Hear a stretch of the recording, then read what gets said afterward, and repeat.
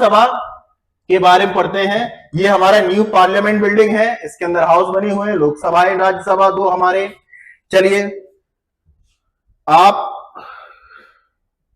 कौन है ये? चलिए मेंबर्स, अगर आज हम जो पढ़ेंगे तो आज हम ये पढ़ेंगे उसमें कि भैया, अरे भाई मुझे ये समझ नहीं आता कि जब बच्चे क्लास में लाइव बैठते हैं तो कुछ ना कुछ जोक क्यों मारते रहते हैं, है ना। चलिए आइए भाई, कितने मेंबर्स हैं इसके अंदर, क्या क्वालिफिकेशंस हैं, क्या इलेक्शन प्रोसेस है, क्या ड्यूरेशन है, तो हम सारी चीजें उसको देखेंगे। ओके, चलिए स्टार्ट करते हैं बेटा स्टार्टिंग से। चलिए पहले मैं जरा आपको यह बता दूं कि राज्यसभा को किन नामों से जाना जाता है, क्योंकि हमारे लिए सबसे बड़ा चैलेंज यही है कि काफी बच्चे हैप्पी ट्रस्ट ट्यूटर, बहुत बढ़िया sir, thank you dear, okay, नोई नोई सर, ओके, नोई नोई डियर, ओके ओके, ये हमारे कुछ मित्रगण हैं जो हमारे कुछ मजे ले रहे हैं, चलो कोई बात नहीं। आइए, तो राज्यसभा और लोकसभा में डिफरेंस समझते हैं, है ना।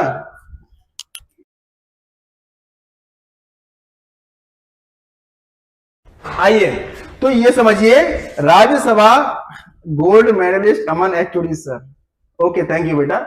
याद रखिए, राज्यसभा को किन नामों से जाना जाता है वो समझते हैं, और लोकसभा को किन नामों से जाना जाता है उसे समझते हैं। चलिए देखिए, राज्यसभा को अपर हाउस भी कहा जाता है, राज्यसभा को सेकंड चैम्बर भी कहा जाता है, राज्यसभा को हाउस ऑफ एल्डर्स भी कहा जाता है। और याद रखना इस चीज को कि राज्यसभा के तर्ज पर जो यूएसए के अंदर जो हाउस बना हुआ है उसे सीनेट कहा जाता है, और ऐसे ही राज्यसभा के तर्ज पर जो भारत की राज्यसभा है उसके तर्ज पर जो यूके के अंदर जो हाउस बना हुआ है उसे हाउस ऑफ लॉर्ड्स कहा जाता है। क्या कहा जाता है? हाउस ऑफ लॉर्ड्स कहा जाता है। व्हाट इज नोई नोई सर? ओके, मैं बताऊंगा बेटा व्हाट इज नोई नोई। नोई नोई का मतलब बताएंगे, रुको बेटा। चलिए, एंड लोकसभा मैं बता चुका हूं, जब लोकसभा की मैंने स्टार्टिंग की थी और जब लोकसभा मैंने पढ़ाया था वहां ये भी बताया था कि लोकसभा को किन नामों से जाना जाता है। लोकसभा को लोअर हाउस से जाना जाता है, फर्स्ट चैम्बर से जाना जाता है, हाउस ऑफ फेम के नाम से भी जाना जाता है, हाउस ऑफ रिप्रेजेंटेटिव के नाम से भी जाना जाता है, एंड हाउस ऑफ कॉमन्स के नाम से भी जाना जाता है। तो हमें ये ध्यान रखना है। चलिए बेटा, आइए, तो ये हमारा राज्यसभा का एक छोटा सा कि हम किस नाम से जानते हैं राज्यसभा को, उसको समझते हैं। चलिए, तो राज्यसभा हुआ। अब हम राज्यसभा के स्ट्रक्चर को समझेंगे। क्या समझेंगे? स्ट्रक्चर को समझेंगे। प्रभांशु का एक सवाल है, व्हाट इज नोई नोई सर? देखो बेटा, ये जो आपने नोई और नोई लिखकर जो भेजा हुआ है इसका मतलब होता है नहीं और नहीं। आपको ये याद रखना है, नहीं नहीं को प्यार से नोई नोई कहते हैं। अब समझ में आ गया आपको बेटा? क्या बेटा, ये पॉलिटी की क्लास में तुम कुछ भी चला रहे हो। चलिए आइए, राज्यसभा को समझते हैं। याद रखना, ये पार्लियामेंट का परमानेंट हाउस है। फौजी सर, अरे बेटा रुक जा, ठंड पकड़ो, रुक जाओ का, है ना। चलिए, the Rajya Sabha is a important part. देखिए, सबको पता है कि राज्यसभा हमारे यहाँ का एक परमानेंट हाउस है, उसे कभी डिसॉल्व नहीं किया जा सकता है। और याद रखना है, जो राज्यसभा, अच्छा, बाय कैमरल पार्लियामेंट्री सिस्टम है हमारे यहाँ पे। बाय कैमरल का मतलब होता है दो सदन। बाय का मतलब हो गया टू और कैमरल का मतलब हो गया सदनीय। तो हमारे यहाँ पे दो सदनीय सभाएं हैं, एक है लोकसभा, एक है विधानसभा। तो याद रखना है, बाय कैमरल लेजिस्लेचर सिस्टम चलता है हमारे यहाँ पर, जिसके अंदर अगर हम बात करें सिर्फ राज्यसभा की, तो राज्यसभा के अंदर जो रिप्रेजेंटेटिव्स बैठते हैं वो कहाँ के होते हैं? वे होते हैं स्टेट लेजिस्लेचर असेंबली से इलेक्ट आए हुए जो लोग होते हैं वो, और यूटी से जो लोग इलेक्ट होकर आते हैं वो इसके अंदर बैठते हैं। मुरैना का फौजी, ओके थैंक यू। अरे बेटा, तुम्हें वहीं मिले थे, चलिए नेक्स्ट है, Rajya Sabha provide a important platform for regional interest and maintain federal balance. देखिए राज्यसभा की हमें क्यों जरूरत है, कई बार ये भी पूछा जाता है कि राज्यसभा की हमें जरूरत क्यों है। तो याद रखना है राज्यसभा की जरूरत हमें इसलिए है क्योंकि ये एक फेडरल बैलेंस का काम करता है। फेडरल बैलेंस का मतलब होता है अगर हम सिर्फ उसे एक ही हाउस रखते, लोकसभा ही रखते, तो इसका डोमिनेंस ज्यादा होता, इसका भैया डोमिनेंस ज्यादा होता। अगर कोई बिल पास करना है, कुछ भी करना है, तो अकेला हाउस ही कर देता। लेकिन नहीं, अगर हम दो हाउस रखेंगे तो यहां मनमानी नहीं चलती किसी एक सरकार की, किसी एक आदमी, किसी एक पार्टी की। इसलिए दो हाउस होना बहुत जरूरी है। अगर ये लगता है कि भैया हमको चेक एंड बैलेंस लेके चलना है तो दूसरा हाउस करता है, तो चेक एंड बैलेंस का काम भी दूसरा हाउस करता है, इसीलिए इसकी जरूरत पड़ी। और इसका काम क्या होता है, रीजनल इंटरेस्ट को भैया उस प्लेटफॉर्म पे आके रखना। राज्यसभा के अंदर कुछ रीजनल इंटरेस्ट होते हैं, उनको लाकर कहां रखना, उसको लाकर प्लेटफॉर्म के ऊपर रखना। ये काम राज्यसभा के अंदर भी होता है। दूसरा, अगर हम इसके बारे में पढ़ेंगे तो हम क्या क्या पढ़ेंगे आज हम सब कुछ कवर करेंगे।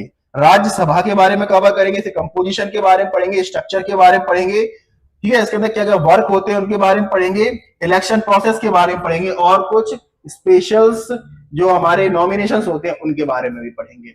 चलिए बेटा जल्दी फटाफट करते हैं इसकी थ्योरी को। आज छोटा बड़ी क्लास नहीं रहेगी, छोटी सी क्लास रहेगी।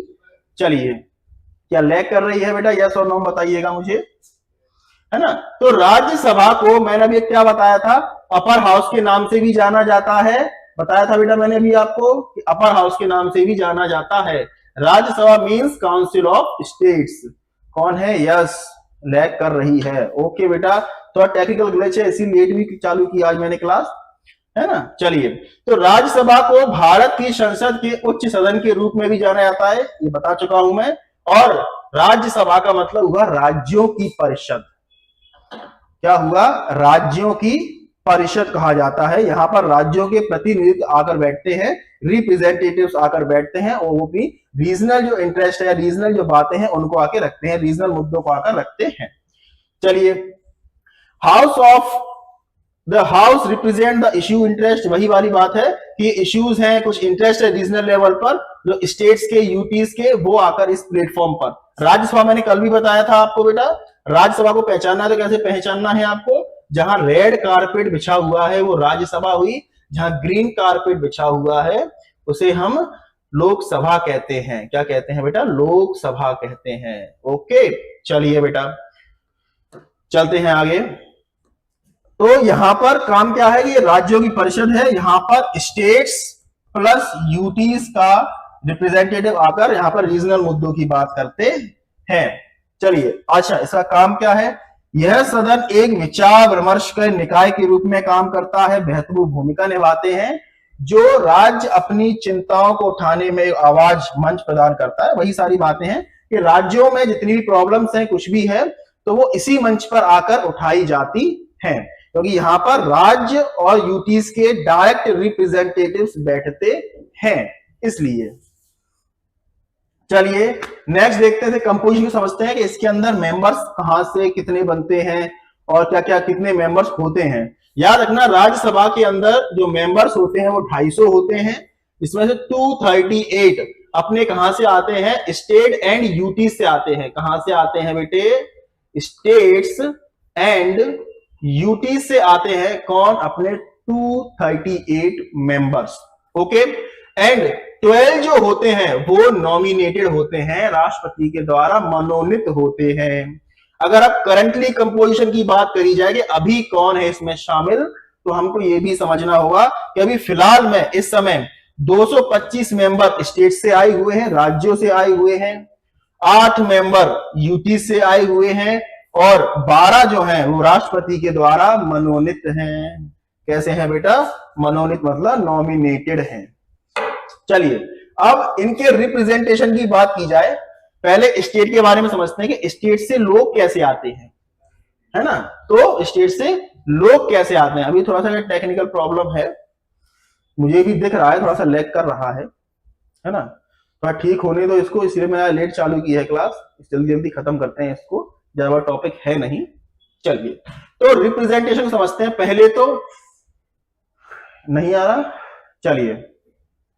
मेंबर्स रिप्रेजेंट, यहां पर जो राज्य दिख रहे हैं जैसे एमपी है ये, है ना, जैसे ये एमपी दिया हुआ है, तो एमपी से ऐसे समझिए आप, यहां पर है पीपल, यहां पर है हम लोग, हमने एमएलए को वोट दिए, किसको वोट दिए बेटा, एमएलए को वोट दिए।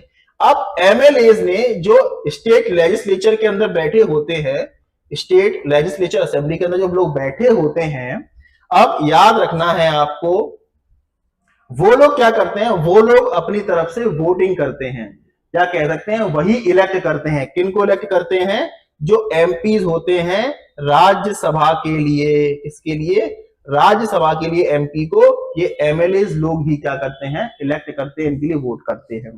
तो हमको ये भी समझना होगा कि राज्यसभा में राज्यों के प्रतिनिधित्व करने वाले सदस्यों को विधानसभा से निर्वाचित किया जाता है कि भैया विधानसभा जितनी भी है, जैसे एमपी की है एग्जाम्पल के लिए, तो उसने इनको क्या कर लिया, इलेक्ट कर लिया भैया, बहुत बढ़िया।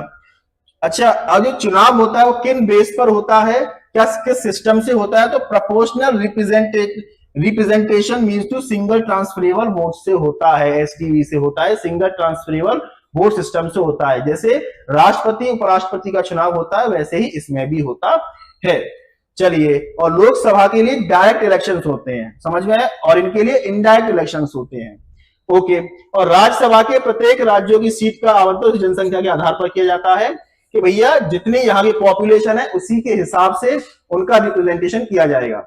अगर ज्यादा कम है तो कोई रिप्रेजेंटेशन नहीं होगा। यूटीज हैं, यूटीज में सिर्फ जम्मू कश्मीर, पुडुचेरी और दिल्ली, इन तीन के ही लोग राज्यसभा के अंदर मेंबर बैठते हैं, बाकी और 5 के नहीं बैठते, वहां का रिप्रेजेंटेशन कम है वहां का। ओके, अच्छा, और इनकी सीटों का आवंटन पता कैसे चलता है हमको, कहां से कितनी सीटें दी गई हैं इनको, तो याद रखना है वो 4th स्केड्यूल में लिखा हुआ है। 4th स्केड्यूल में सारी सीटों के बारे में लिखा हुआ है कि भैया इसके अंदर जो भी लिखी हुई है सीटें उसके हिसाब से इनको बांटी जाएंगी। चलिए, अब हम बात करते हैं यूटीज की। यूटीज को कैसे दिया जाता है उनका, भैया रिप्रेजेंटेशन, भैया यूटीज को ऐसी दिया जाता है। तो भैया राज्यसभा में केंद्र शासित प्रदेशों के प्रतिनिधित्व विशेष रूप से उद्देश्य बनाए जाने का। अच्छा, इनमें क्या होता है कि इलेक्टोरल कॉलेज जो होता है इनका, यहां लिखा हुआ है मैंने, इनका इलेक्टोरल कॉलेज होता है ना, वो किसी विशेष पर्पज से बनाया जाता है, वो पर्पज जो राज्यसभा तय करे, उस पर्पज, वो जो पर्पज होता है वही उनको इलेक्ट करके ले जाता है। तो यूटीज में इलेक्शन उनके विशेष पर्पज के माध्यम से होते हैं। दीज मेंबर्स आर ऑल्सो, अब ये भी कैसे होते हैं इनका इलेक्शन, इनका भी सिंगल ट्रांसफरेबल वोट सिस्टम से ही होता है। कैसे होता है इनका, proportional representation single transferable vote system से ही होता है। सिर्फ दिल्ली, पुडुचेरी और जम्मू कश्मीर ही अभी ऐसी हमारी ऐसी विधानसभा है जहां से लोग जो हमारे एमपी हैं वो चुनकर आते हैं। मतलब जो बाकी की 5 है वहां पर पॉपुलेशन इतनी नहीं है कि हमको इनको भैया लाना पड़े, तो अभी दिल्ली, पुडुचेरी और जम्मू कश्मीर से ही लोग आते हैं इसके अंदर। चलिए, अब जो 12 लोग हैं जो नॉमिनेटेड किए जाते हैं, वो 12 लोग कहां से आते हैं, तो प्रधान और राष्ट्रपति के द्वारा किए जाते हैं। और वो 12 लोग आते हैं भैया आर्ट्स से आते हैं, लिटरेचर से आते हैं, साइंस से आते हैं एंड सोशल साइंस से भी आते हैं। ये समझना होगा हमें ये कहां से आते हैं, कला, साहित्य, विज्ञान और समाज सेवा से ये 12 लोग आते हैं जो अपने अपने क्षेत्र में ज्यादा अनुभव रखते हैं, जो अपने क्षेत्र में ज्यादा ही एक्सपीरियंस रखते हैं, उन लोगों को इसके अंदर लाया जाता है। ये इसलिए रखा गया है कि जो विशेष इंटेलिजेंट लोग हैं, या फिर जो कह सकते हैं उनको जो ज्यादा अपनी अच्छा क्या कहते हैं योगदान रखते हैं किसी चीज को लेकर, ज्यादा एक्सपीरियंस होते हैं, उनको चुनाव प्रक्रिया में आना पड़ेगा। क्योंकि चुनाव में आपने देखा होगा ये बात कि जो अच्छे लोग हैं वो भी हार जाते हैं, तो अच्छे लोगों को लाने का जो तरीका होता है वो नॉमिनेशन होता है, ठीक है। लेकिन अगर ये बात समझने वाली है कि अमेरिका के अंदर जो सीनेट है, अमेरिका की सीनेट के अंदर नॉमिनेशन का कोई प्रावधान नहीं है। ये नॉमिनेशन का प्रावधान हमने बनाया है भैया, तो ये कहां से है, ये सिर्फ और सिर्फ भारत में ही होता है 12 लोगों का, ठीक है। याद रखना है यूएसए के अंदर नॉमिनेशन का कोई प्रावधान नहीं है। यूएसए की सीनेट है वहां पर कोई नॉमिनेशन नहीं होता है। Like Aman sir nominated to Rajya Sabha in future, बेटा इतने बड़े सपने मैं नहीं देखता, ना मैं देखना चाहता हूं। मैं जस्ट एक गवर्नमेंट एम्प्लॉय बनकर ही अपनी जिंदगी खुश रखना चाहता हूं और मैं अपने जो शिक्षक का जीवन बिता रहा हूं मुझे उसमें काफी खुशी मिलती है बेटा। तुम खुश रहते हो ना इसलिए। चलिए अब हम इसकी लोकसभा के कुछ टेन्योर की देखते हैं। तो याद रखना लोकसभा नहीं, सॉरी, राज्यसभा। राज्यसभा का जो टेन्योर होता है वो 6 साल का होता है और 1/3 लोग हर 2 साल में रिटायर होते रहते हैं और उनको दोबारा से फिर रीइलेक्ट कर दिया जाता है। तो कितने 6 साल तक वो आदमी बैठता है। Simple simple.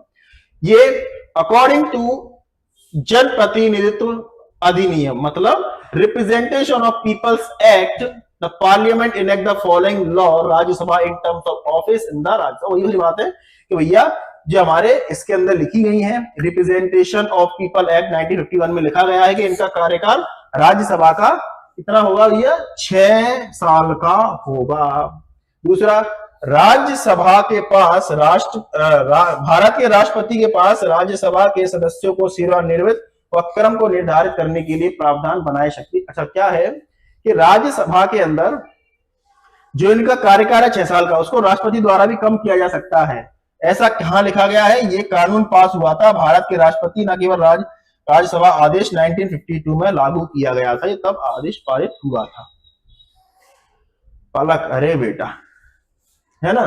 तो एवरी सेकेंड ईयर, ये तो बता दिया हूं मैं कि हर दूसरी साल में 1/3 लोग क्या होते हैं, राज्यसभा से रिटायर्ड हो लेते हैं। चलिए,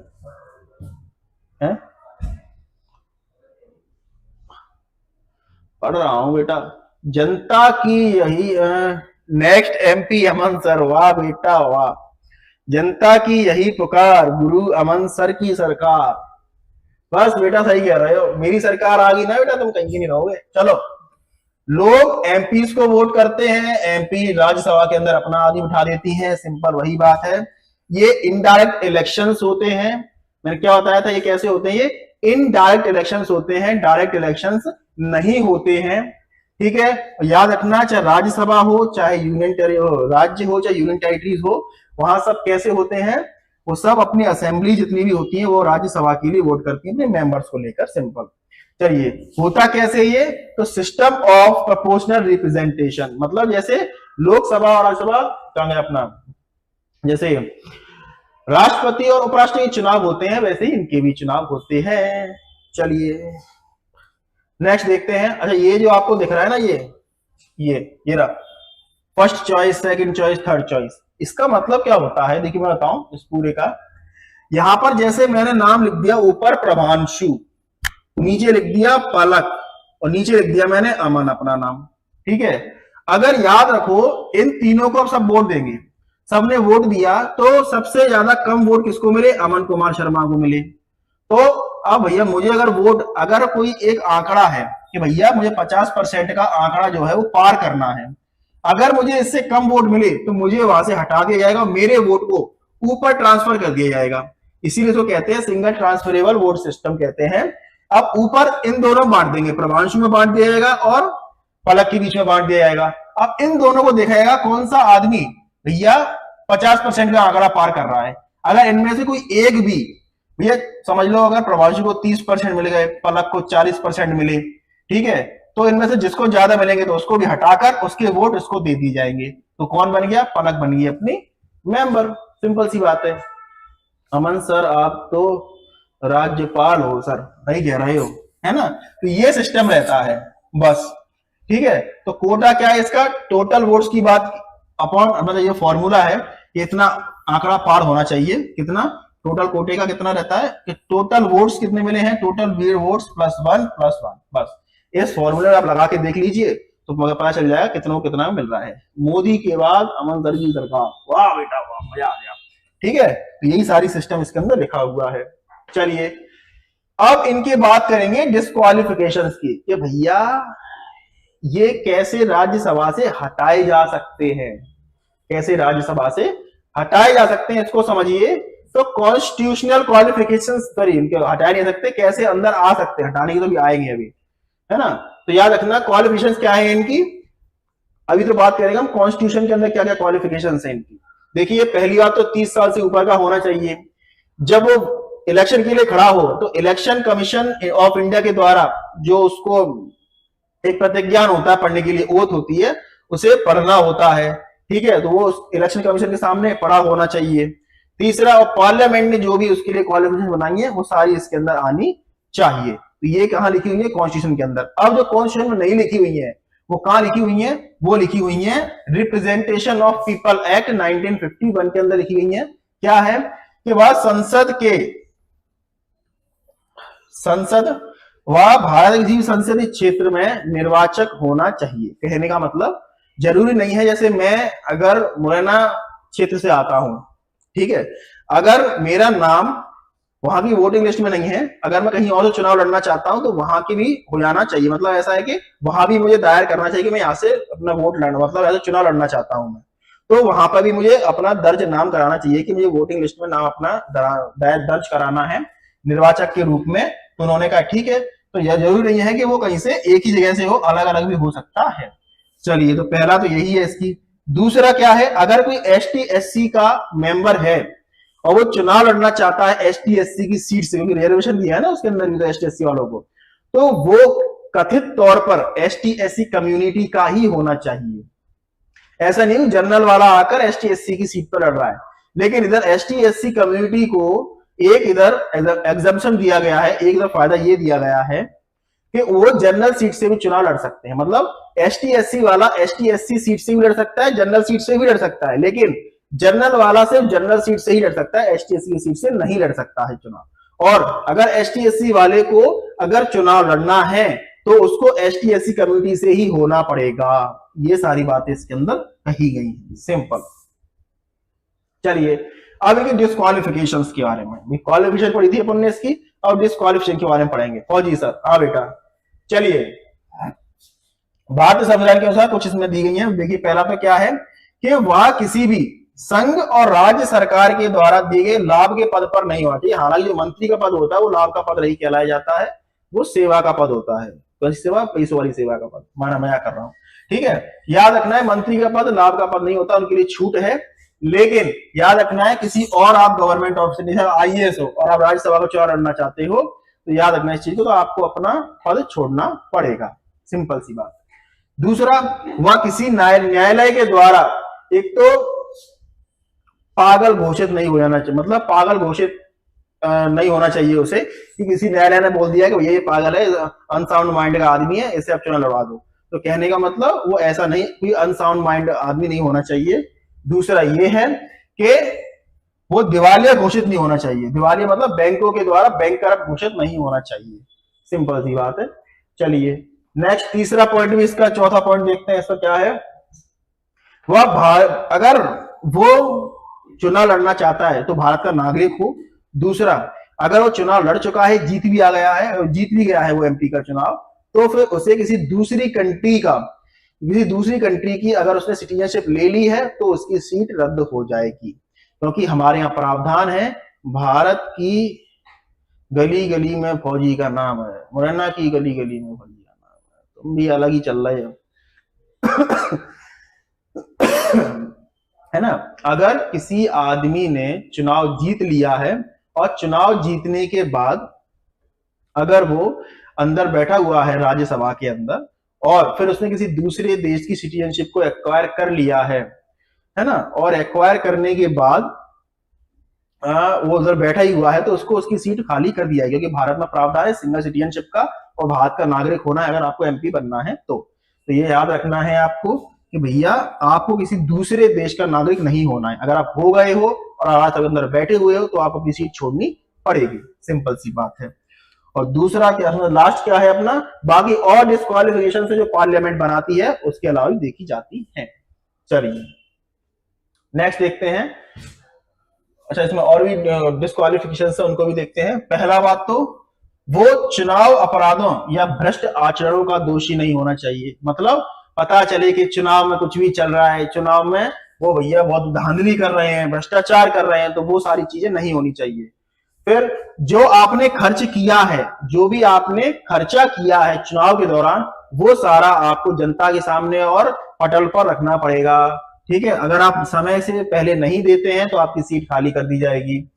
आप किसी भी तरीके से भ्रष्टाचार या फिर विश्वासघात के लिए सरकारी सेवा से निकाले ना गए हों। जैसे आप कहीं के आईएएस आईपीएस थे और आपको इसलिए निकाल दिया गया आपकी पोस्ट से कि आप एक भ्रष्टाचारी हो, आप एक विश्वासघाती हो, तो अगर आपको ऐसे निकाला गया है तो आप चुनाव नहीं लड़ सकते हैं। ठीक है।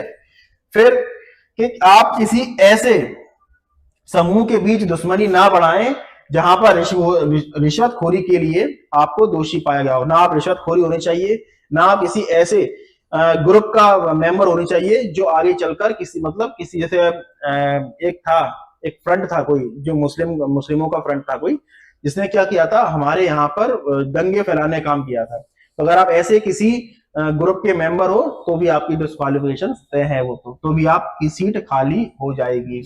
ठीक है। अगर आपको कोर्ट के द्वारा 2 या फिर 2 साल से ज्यादा की सजा सुना दी गई है तो आपकी सीट खाली हो जाएगी।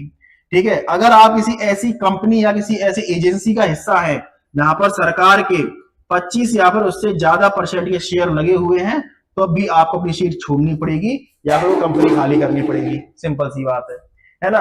और या फिर आप अनटचेबिलिटी हुई, दहेज हुआ, सती प्रथाएं हुई, ऐसी किसी प्रथाओं में लिप्त पाए जाते हैं तब भी आपको क्या करना पड़ेगा, अपनी सीट छोड़नी पड़ेगी। मतलब सोचो, एंट्री करने के 2-3 माध्यम हैं, एग्जिट करने के 1 लाख माध्यम है। कोई भी एक कांड कर दो आप अपनी सीट खाली कर जाओगे, है ना। चलिए नेक्स्ट देखते हैं बेटा।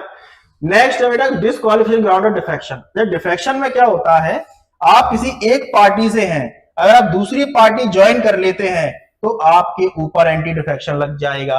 हालांकि इसके भी प्रावधान है कि दूसरी पार्टी ज्वाइन कर सकते हैं, लेकिन आपको अपनी सीट छोड़नी पड़ेगी, दोबारा चुनाव लड़ना पड़ेगा। अगर आप पार्टी में रहते हुए अगर आप अपनी सीट छोड़ते, पार्टी में रहते हुए अगर आप पार्टी में रहते हुए अपनी पार्टी को छोड़ देते हो और अपनी सीट के साथ जाते हो दूसरी पार्टी में, तो इस मामले में फिर आपको एंटी डिफेक्शन के अंदर डाल दिया जाएगा और आपकी सीट खाली कर दी जाएगी। क्या पता आप पे बैन भी लगा दिया जाए। तो आप ऐसे नहीं जा सकते हैं। ठीक है। यदि वह स्वेच्छा से अपनी राजनीति मतलब अपने जिस टिकट पे वो खड़ा हुआ है उस टिकट को अगर वो अपनी स्वेच्छता से, ठीक है ना, अपने खुद से अगर वो चीजों को छोड़ देता है, अगर सीट को छोड़ देता है तो अच्छी बात है, रिजाइन दे देता है तो बढ़िया बात है। अगर रिजाइन दिए बिना जाता है तो आप एंटी डिफेक्शन के अंदर आ जाएंगे। ठीक है। दूसरा है कि भैया कोई भी आदमी इंडिपेंडेंटली इलेक्ट होकर जाता है और वो किसी दूसरी पार्टी को ज्वाइन कर लेता है तब भी आप एंटी डिफेक्शन के अंदर आ जाएंगे कि भैया के पास 6 महीने के बाद आपने दूसरी पार्टी ज्वाइन कर ली। ऐसा भी नहीं है। अगर आप इंडिपेंडेंटली चुनाव लड़ते हैं और फिर दूसरी पार्टी में ज्वाइन हो जाते हैं तब भी उसके अंदर आ जाएंगे आप। अगर आपको सबसे बढ़िया तरीका यही है, दूसरी पार्टी ज्वाइन करनी है तो रेजिग्नेशन दो अपनी पार्टी से पहले जहां से आप चुनाव लड़ रहे थे, फिर दोबारा चुनाव में खड़े हो जाओ और फिर चले जाओ। जैसे हमारे यहाँ पे बहुत बढ़िया एग्जाम्पल था एमपी की जो विधानसभा चुनाव हुए थे उसमें, जब कमलनाथ की सरकार आई थी हमारे यहाँ पे सिंधिया जी ने अपने पीछे से जो हाथ था सिंधिया जी का, जो उनके वोट थे वो लेकर निकल लिए बीजेपी की तरफ। लेकिन उन्होंने क्या किया, एंटी डिफेक्शन लग जाए उनके ऊपर, तो उन्होंने सबसे पहले अपने यहाँ से रिजाइन दिया। रिजाइन देने के बाद दोबारा रिजाइन दे दिया, सरकार गिर गई, दोबारा चुनाव हुए तब सिंधिया जी जीत कर आए। तो हमको ये याद रखना है कि भैया पहले रिजाइन देना है फिर पार्टी ज्वाइन करनी है। ऐसा नहीं है पहली पार्टी ज्वाइन कर ली एंटी डिफेक्शन लग जाएगा आपके ऊपर। ठीक है। और वह अपने राजनीतिक दलों के लिए किसी भी निर्देश, सिंपल सी बात है, अगर वो अपने राजनीतिक दलों के मुखिया का या उनकी बात नहीं मानता है तब भी उसको वहां से निकाला जा सकता है, या अपने राजनीतिक दलों द्वारा दिए गए किसी निर्देश का पालन नहीं करता है और उनके विपरीत जाता है तब भी उसकी सीट खाली कर जाएगी, लेकिन वो पार्टी के लीडर के ऊपर डिपेंड करता है। ठीक है। If any nominated member join, अगर कोई भी नॉमिनेटेड मेंबर 6 महीने के बाद कोई पार्टी ज्वाइन करता है तो उसको भी वहां से निकाल दिया जाएगा, एंटी डिफेक्शन लग जाएगा। एंटी डिफेक्शन में बचने का जो रीजन है, 2 मिनट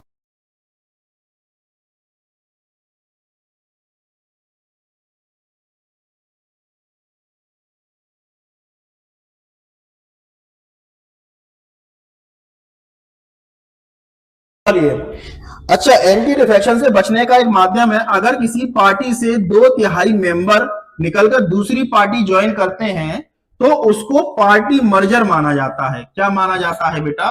पार्टी मर्जर माना जाता है। किसी पार्टी का निकलना नहीं माना जाता, पार्टी मर्जर माना जाता है अगर 2/3 मेंबर निकलते हैं तो। जैसा कि शिवसेना और जो वहां के एक और जो सिंधे गुट के बीच में हुआ था, पहले दोनों एक ही में थे वो, है ना, फिर शिवसेना निकल गई, लेकिन वो 2 तिहाई मेंबर को लेके निकली थी, इसलिए वहां पर सरकार नहीं गिरी। इसलिए याद रखना आपको, सरकार वही चलती रही थी, शिवसेना के दूसरे के नाम चलती रही थी, शिवसेना के नाम से ही चली थी, क्योंकि वो पार्टी मर्जर था। अगर आप 2 या 3 मेंबर्स निकल जाते तो वहां पर दोबारा चुनाव होकर उन 2 या 3 सीट पर दोबारा से आदमी आते। चलिए नेक्स्ट है oath, affirmation, salaries, allowances and vacant seat के माध्यम समझते हैं। पहला है ओथ।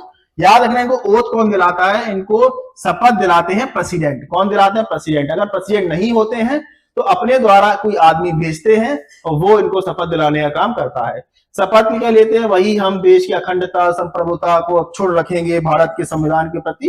तो ये सारी बातें इसके अंदर दी गई हैं। ठीक है। अच्छा, एक और चीज है, मैं एक और बताया था आपको, कोई भी मेंबर चाहे लोकसभा का हो, राज्यसभा का हो, स्टेट विधानसभा का हो, क्या ना हो, उनके अंदर अगर आपने ओथ नहीं लिए तो आप ऑफिस में नहीं बैठ सकते। अगर फिर भी आप जबरदस्ती ऑफिस में बैठते हैं तो आपके ऊपर 500 रुपए पर डे चार्ज लगेगा आप पर।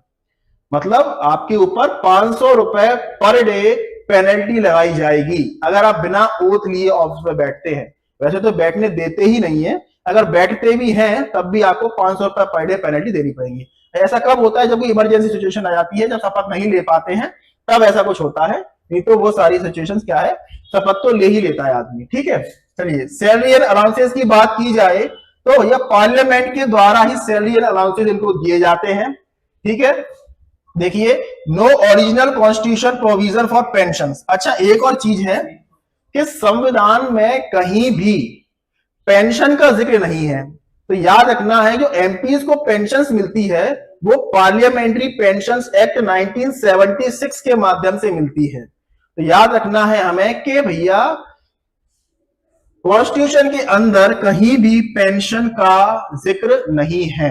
पेंशन के लिए अलग से एक्ट बनाया गया है जिसे पार्लियामेंट्री पेंशन एक्ट 1976 कहा जाता है।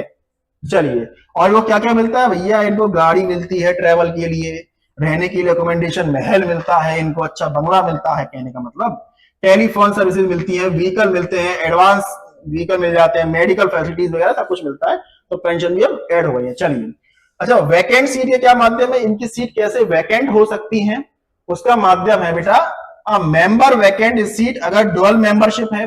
मतलब अगर आपको एक ही सभा के अंदर 2 सीट जीत जाते हैं तो आपको 1 सीट लेनी पड़ेगी, एक खाली हो जाती है आपकी। 2 हाउसेस के अंदर जीत जाते हैं, लोकसभा राज्यसभा के अंदर, तो आपको 10 दिन के अंदर आपको दूसरी लेनी पड़ेगी। अदरवाइज जो दूसरी सीट होगी राज्यसभा की वो खाली हो जाती है। तो ये डुअल मेंबरशिप का कारण हो गया।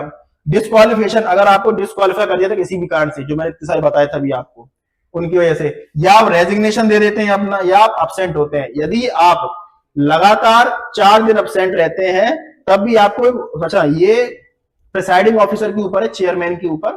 ठीक है। राज्यसभा का प्रेसाइडिंग ऑफिसर चेयरमैन होता है, जैसे लोकसभा का स्पीकर होता है। ठीक है। तो और राज्यसभा के ऊपर है कि 4 दिन स्पीकर और कोई आदमी अपसेंट है तो उसको हटा दिया। एकनाथ शिंदे, हाँ बेटा, है ना। और कुछ अदर केसेस हैं। तो इन अगर ये सारी कंडीशंस होती हैं तो आपकी सीट को खाली कर दिया जाएगा। बाकी अगर आप 2 महीने लगातार नहीं आते तब भी आपकी सीट खाली कर दी जाती है। चलिए, तो ये बेटा आज की हमारी राज्यसभा थी। क्या थी बेटा? राज्यसभा थी। कल हम इसके एमसीक्यू करेंगे बेटा, पीवाईक्यूज के लेकर आऊंगा मैं, इसके प्रीवियस ईयर क्वेश्चन लेकर आऊंगा। अगर ये सेशन अच्छा लगा हो बेटा, लाइक करना है, शेयर करना है, सब्सक्राइब भी करना है। Okay, thank you so much.